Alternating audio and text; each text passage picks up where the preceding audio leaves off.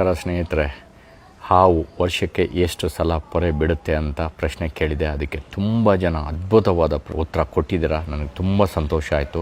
But ಅದರ ಉತ್ತರ ನಾನು ಒಂದು ಸಲ ಹೇಳಿಬಿಡ್ತೀನಿ.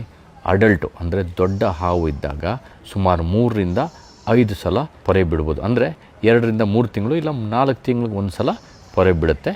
ವರ್ಷಕ್ಕೆ 4 ಸಲ ಇಲ್ಲ 5 ಸಲ ಪೊರೆ ಬಿಡ್ಬೋದು. ಅದೇ ಒಂದು ಮರಿಯಾದಾಗ 2 ತಿಂಗಳಿಗೆ ಒಂದು ಸಲ ಪೊರೆ ಬಿಡ್ಬೋದು. ಅಂದರೆ 5ರಿಂದ 6 ಸಲ ಒಂದು ವರ್ಷಕ್ಕೆ ಬಿಡ್ಬೋದು. ಯಾಕಂದರೆ ಮರಿ ಇದ್ದಾಗ ತುಂಬ ಬೇಗ ಬೆಳಿಬೇಕು ಅಂತ ಬೆಳೀತಾ ಇರ್ತದೆ, ಚೆನ್ನಾಗಿ ಆಹಾರ ತಿಂತಾ ಇರ್ತದೆ, ಪೊರೆ ಬಿಡ್ತಾನೆ ಇರುತ್ತೆ. ಸೊ ಇದು ಅದರ ಒಂದು ಉತ್ತರ.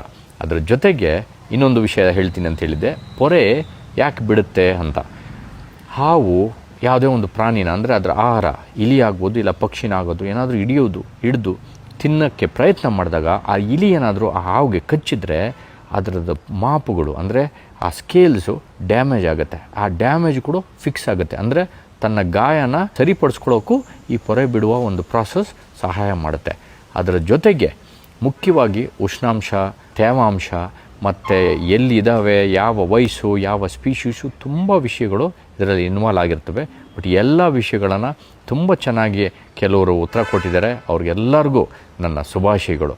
ಇನ್ನೂ ಏನಾದರೂ ಇದ್ದರೆ ಪ್ರಶ್ನೆಗಳು, ನಿಮಗೇನಾದರೂ ನಾನು ಆನ್ಸರ್ ಮಾಡಬೇಕಂದ್ರೆ ಹಾವುಗಳ ಬಗ್ಗೆ ಆಗ್ಬೋದು, ಯಾವುದೇ ಒಂದು ಪ್ರಾಣಿಗಳ ಬಗ್ಗೆ ಆಗ್ಬೋದು, ದಯವಿಟ್ಟು ನನ್ನ ಕಮೆಂಟಲ್ಲಿ ಹಾಕಿ ಅದಕ್ಕೆ ಉತ್ತರ ನಾನು ಕೊಡ್ತೀನಿ.